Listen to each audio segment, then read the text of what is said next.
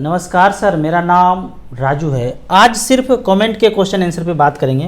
पहला क्वेश्चन ये पूछा गया है कि राजू भैया तनिक ये समझाइए कि पोर्टफोलियो में 94% इक्विटी, 4.5% डेट और 1.5% कैश इस तरह से होता है कुछ, इसका क्या मतलब है? इसमें कुछ स्कैम तो नहीं है? मैंने ये SBI स्मॉल कैप का पोर्टफोलियो निकाला है, तो यहाँ दिया हुआ है सारे कंपनी में कितना कितना इन्वेस्ट करके रखा है।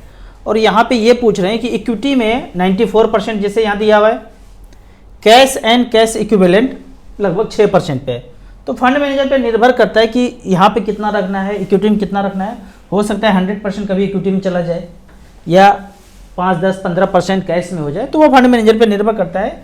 As per market situation 100% equity और कैश में थोड़ा सा रखते रहते हैं। तो ये सिर्फ फंड मैनेजर पे निर्भर है, कोई स्कैम नहीं है, कुछ भी होने वाला नहीं है। 20 साल के बाद 1 करोड़ का कॉर्पस, काफ़ी सारे और भी यूट्यूबर बोलते हैं कि फाइनेंशियल फ्रीडम इसमें नहीं मिलेगा। 20 साल के बाद कोई वैल्यू नहीं रह जाएगा 1 करोड़ का, तो कैसे पा सकते हैं फाइनेंशियल फ्रीडम? कुछ भी वैल्यू नहीं रहेगा। उसको मैथ में अगर जानेंगे कि कितना रहेगा, तो आंसर आता है 32 लाख रुपये यदि 20 साल तक रहे और 6% का इन्फ्लेशन हो, तो ये 32 लाख रुपये लगभग 1 करोड़ हो जाता है। यानी कि आज का 32 लाख में जो चीज़ आप खरीद रहे हैं, जो फ्लैट, जो मकान आप 32 लाख में खरीद रहे हैं, 20 साल के बाद 6% का इन्फ्लेशन हो, तो वही मकान, वही घर आप 1 करोड़ में खरीद पाएंगे। तो आप कहेंगे कि पूछ रहे हैं कि कोई वैल्यू नहीं रहेगा, तो क्या आज 32 लाख का कोई वैल्यू नहीं है? तो ये 32 लाख जो है प्रेजेंट वैल्यू हो गया और फ्यूचर वैल्यू हो गया 1 करोड़ यदि 6% का इन्फ्लेशन है। यदि आप ये कहते हैं कि 32 लाख का आज कोई वैल्यू नहीं है, तो मुझे ये बताइए कि आपके पास कितना पैसा है? क्या 30-32 लाख रुपया है? और उसको जमा करने में कितना समय लगा? तब आपको समझ में आ जाएगा कि 32 लाख का वैल्यू क्या होता है। अगला क्वेश्चन है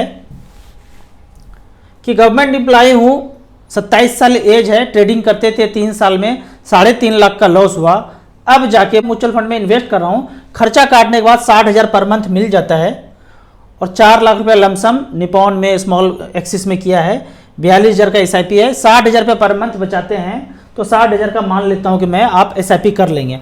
25 साल तक कितना भी गिरावट आए तो 2-2 लाख रुपया लमसम में करते रहूँगा।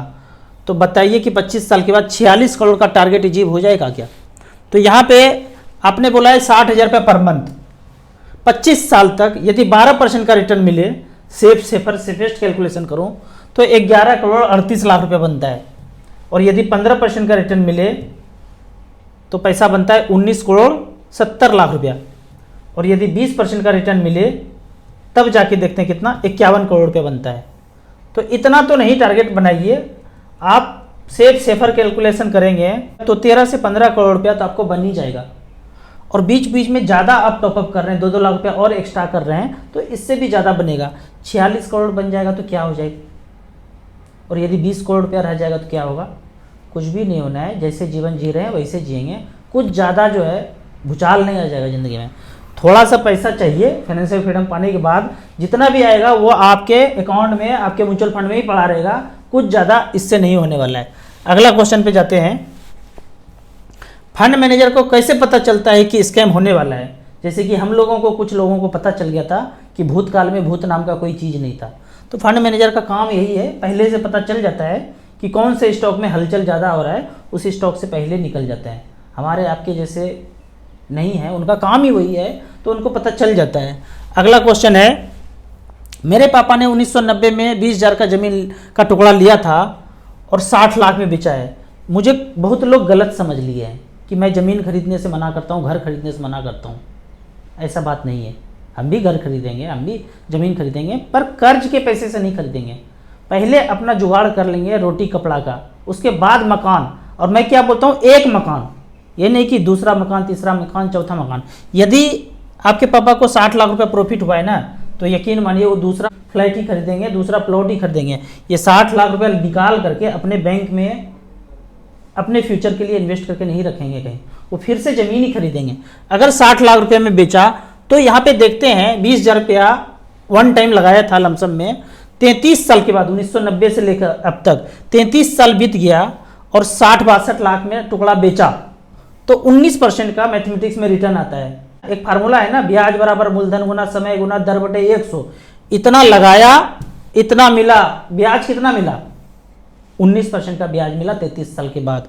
तो इस तरह से करके अगर आप तो जमीन में पैसा लगाए हैं और पैसा बढ़ा हुआ है तो वहीं आप झोंकते रहेंगे, अपने जीवन यापन करने के लिए भी पैसा नहीं बचाते हैं। जबकि म्यूचुअल फंड में यदि आपका 1 करोड़ हो जाता है तो 60,000 रुपये पर मंथ आपको जीवन यापन के लिए चाहिए। आपने जमीन, प्लॉट, फ्लैट ले लिया, उससे जीवन यापन करने के लिए जो पैसे मिलते हैं वहाँ भी रेंट पर, उसको लेना कठिन होता है। म्यूचुअल फंड में डायरेक्ट आपको अकाउंट में आता है। थोड़ा सेफर जो है डाइवर्सिफिकेशन के दृष्टिकोण से म्यूचुअल फंड में भी लगाइए।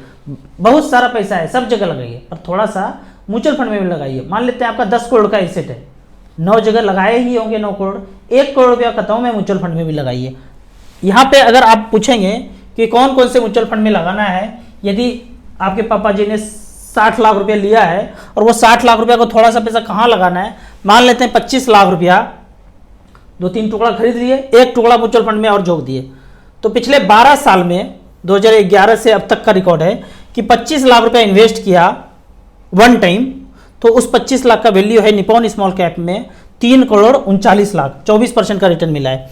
SBI स्मॉल कैप ने बनाया है 25 लाख का 3 करोड़ 13 लाख, यहाँ पे रिटर्न दिया है 23% का। DSP स्मॉल कैप ने 25 लाख रुपया वन टाइम लगाया था, तो उस 25 लाख का वैल्यू आज है 2 करोड़ 46 लाख, 20% का रिटर्न है। सबसे खराब वाला बॉटम वाला अगर फंड देखते हैं तो 15.63% का रिटर्न दिया है, और फंड है आदित्य बिरला स्मॉल कैप, 25 लाख का वैल्यू बनाया है 1 करोड़ 42 लाख। इस तरह से करके म्यूचुअल फंड का रिटर्न है। सब कुछ खरीदिए, थोड़ा सा म्यूचुअल फंड भी खरीदना है आपको। इसी तरह म्यूचुअल फंड के बारे में और कुछ जानना है, इन्वेस्टमेंट के बारे में जानना है, तो इस नंबर पे मुझे व्हाट्सअप कर सकते हैं। आप यदि चंडीगढ़ के आसपास रहते हैं और हमसे फाइनेंशियल प्लानिंग का लाइव क्लास करना चाहते हैं तो मैं आके क्लास कर सकता हूँ। मेरे लाइव क्लास का कोई भी चार्ज नहीं है। आप चाहें तो म्यूचुअल फंड में शुरुआत करना चाहते हैं तो एसेट प्लस के ऐप को डाउनलोड करके शुरुआत कर सकते हैं। मिनिमम 100 रुपये से शुरू कर सकते हैं, मैक्सिमम का कोई लिमिट नहीं है। वीडियो अच्छा लगे तो व्हाट्सअप यूनिवर्सिटी में दोस्तों के बीच इसे जरूर शेयर करें। यूट्यूब पे देख रहे हैं तो लाइक एंड शेयर जरूर करें। Thank you so much.